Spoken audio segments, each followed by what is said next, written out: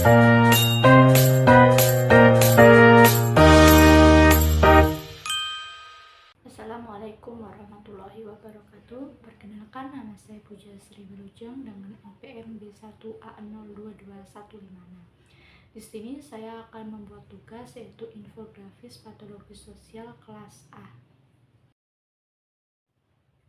Baiklah, kita masuk ke bagian yang pertama yaitu pengertian patologi sosial. Kita mulai dari patologi. Patologi itu berasal dari dua kata yaitu pathos dan logos.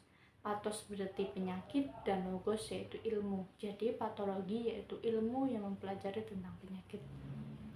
Jadi sosial adalah tempat atau wadah pergaulan hidup antar manusia, yakni perwujudannya berupa kelompok sosial atau organisasi, yakni individu atau manusia yang saling berinteraksi, berhubungan timbal balik, bukan manusia secara fisik. Jadi patologi sosial yaitu ilmu yang mempelajari tentang gejala-gejala sosial yang dianggap sakit, yang disebabkan oleh faktor sosial atau ilmu tentang asal-usul dan sifat-sifatnya penyakit yang berhubungan dengan hakikat adanya manusia dalam masyarakat. Kita membahas pengertian, kita masuk ke ciri-ciri patologi sosial. Nah, ciri-ciri yang pertama yaitu bertentangan dengan norma hukum atau norma sosial. Yang kedua, menimbulkan keresahan dalam masyarakat. Yang ketiga, menimbulkan kerugian baik individu maupun kolektif. Yang keempat, membutuhkan intervensi baik sosial maupun hukum.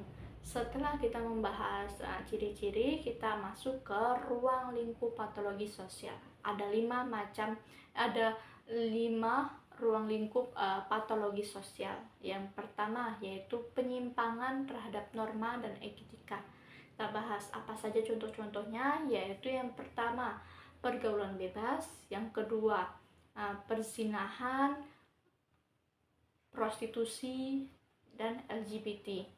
Yang kedua yaitu penyimpangan ekonomi. Dalam penyimpangan ekonomi itu contohnya ada korupsi, kolusi, dan nepotisme, eksploitasi anak dan perdagangan orang, penipuan dan penggelapan. Yang ketiga yaitu penyimpangan hukum. Contoh dalam penyimpangan hukum itu ada pencurian, pembunuhan, kekerasan, kenakalan remaja. Yang keempat yaitu penyimpangan politik dan birokrasi. Contohnya yaitu politik uang, penyalahgunaan kekuasaan. Yang kelima yaitu penyimpangan sosial budaya. Nah, penyimpangan sosial budaya ini contohnya yaitu disintegrasi keluarga, fanatisme, dan intoleransi. Kita lanjut ke faktor penyebab patologi sosial. Yang pertama yaitu faktor ekonomi. Faktor ekonomi ini ditandai dengan adanya pengangguran, kemiskinan, dan kesenjangan sosial. Yang kedua yaitu faktor kultural. Ditandai dengan adanya perubahan nilai, dampak budaya konsumtif, budaya kekerasan. Yang ketiga yaitu faktor keluarga. Ditandai dengan disfungsi keluarga dan pola asuh yang salah. Yang keempat yaitu faktor politik dan faktor hukum dan politik. Lemahnya penegakan hukum. Setelah kita lanjut ke bentuk-bentuk penyimpangan sosial. Yang pertama yaitu adanya kriminalitas, penyalahgunaan narkoba, korupsi, kenakalan remaja, kekerasan dalam rumah tangga atau KDRT, perdagangan orang, dan prostitusi. Kita masuk ke dampak patologi sosial. Yang pertama yaitu dampak terhadap individu. Yang pertama yaitu kehilangan atau rusaknya moral dan mental. Sudah dipastikan bahwa seseorang yang dalam penyimpangan bahwa sudah pasti kehilangan pedoman hidup yang benar. Yang kedua yaitu kehilangan rasa percaya diri. Bahwa kita tengok ya bahwa suatu pelaku atau orang yang melakukan penyimpangan ini sudah pasti mendapatkan stigma dari masyarakat yang menyebabkan seseorang ini tidak percaya diri dalam melakukan hal apapun. Ketiga yaitu ketergantungan, apalagi penyimpangan terhadap narkoba dan alkohol. Nah itu kan tidak pasti cuma 1 kali 2 kali, pasti berulang ketergantungan, dan dalam berulang itulah bisa menyebabkan suatu tindak pidana. Yang keempat yaitu sanksi sosial dan hukum. Sosial pasti sudah dikucilkan dan hukum pasti dikenai pidana. Yang kedua yaitu dampak terhadap keluarga. Nah, dalam dampaknya ini yaitu ada disharmonisasi keluarga. Pasti rumah tangga, kebanyakan rumah tangga yang hancur itu ditandai dengan salah satu adanya anggota keluarganya atau anaknya atau apapun dalam satu keluarga melakukan penyimpangan. Yang kedua mengalami kerugian, sudah pasti kerugian yaitu biaya yang ditimbulkan untuk biaya rehabilitasi ataupun dalam proses hukum. Setelah itu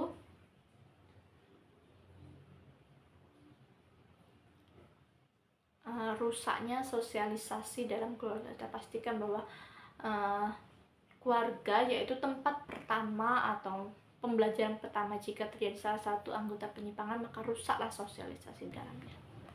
Dampak patologi sosial terhadap masyarakat.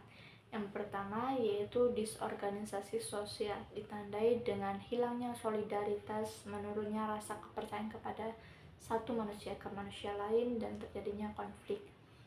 Yang kedua yaitu meningkatnya kriminalitas, meningkatnya pencurian, kekerasan hingga prostitusi. Hilangnya rasa kenyamanan karena adanya penyimpangan sosial ini menyebabkan rasa masyarakat, ketentraman, aman dan keadilan itu berkurang, dan masyarakat dan negara harus mengeluarkan biaya yang lebih untuk biaya kesehatan, pemasyarakatan, dan rehabilitasi. Dampak patologi sosial terhadap negara. Yang pertama yaitu beban sistem peradilan pidana. Banyaknya kasus akibat patologi sosial ini menyebabkan atau membebani aparat penegak hukum. Yang kedua yaitu menurunnya wibawa hukum. Apabila suatu kasus patologi sosial ini tidak ditangani secara serius, maka masyarakat akan hilang kepercayaan atau tidak percaya lagi terhadap hukum. Kita masuk ke upaya pencegahan patologi sosial. Itu dimulai dari lingkungan keluarga, yaitu dengan memberikan pendidikan moral dan agama sejak dini. Selain itu juga harus membangun komunikasi yang sehat antara orang tua dan anak. Setelah lingkungan keluarga, kita masuk ke lingkungan sekolah. Di lingkungan sekolah juga harus memberikan pengawasan terhadap perilaku siswanya dan membentuk organisasi yang positif untuk menyalurkan potensi remaja. Setelah itu kita masuk ke lingkungan masyarakat. Di masyarakat juga harus menunjukkan bahwa lingkungan yang sehat itu juga membentuk perilaku yang sehat, seperti meningkatkan kesadaran antar warga, antar sosial, solidaritas, jika ada yang perlu bantuan kita bantu, dan juga harus meningkatkan kegiatan sosial seperti Karang Taruna, Posyandu, Gotong Royong. Saya itu juga masuk ke lingkungan negara dan pemerintahan. Nah, negara dan pemerintah juga harus membentuk regulasi ulang yang jelas supaya supaya bisa dilakukan pencegahan terhadap perilaku menyimpang ini. Saya itu juga harus adanya program sosialisasi kesadaran hukum. Kita masuk ke upaya penanggulangan patologi sosial, yaitu dimulai dari upaya represif, yaitu penegakan hukum dimulai dari polisi, jaksa, dan pengadilan dengan pemberian sanksi yang tegas supaya pelakunya ini efek jerah dan sanksi sosial atau sanksi adat supaya sebagai kontrol tambahan.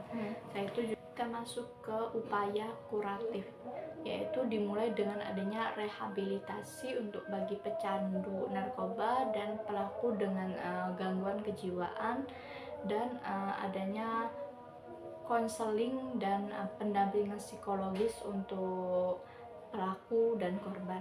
Kita masuk ke upaya rehabilitasi dan edukatif. Nah, bagi pelaku juga diberikan pendidikan keterampilan untuk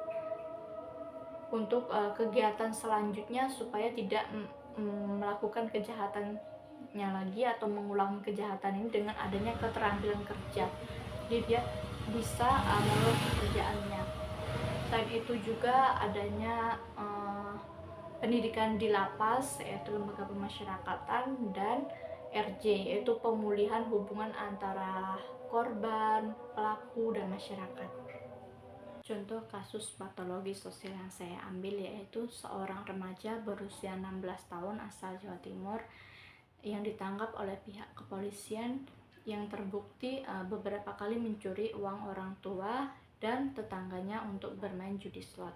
Awal mula anak tersebut bermain judi slot itu karena pertama dikenalkan oleh teman sekolahnya hingga menjadi kecanduan. Nah, kerugiannya hingga mencapai jutaan rupiah. Itu kan merupakan salah satu contoh patologi sosial yang disebabkan karena perilaku menyimpang karena antara kurang pengawasan atau salah memilih teman. Itulah video infografis patologi sosial yang bisa saya sampaikan. Saya akhiri. Wabillahi taufiq wal hidayah. Wassalamualaikum warahmatullahi wabarakatuh. Terima kasih.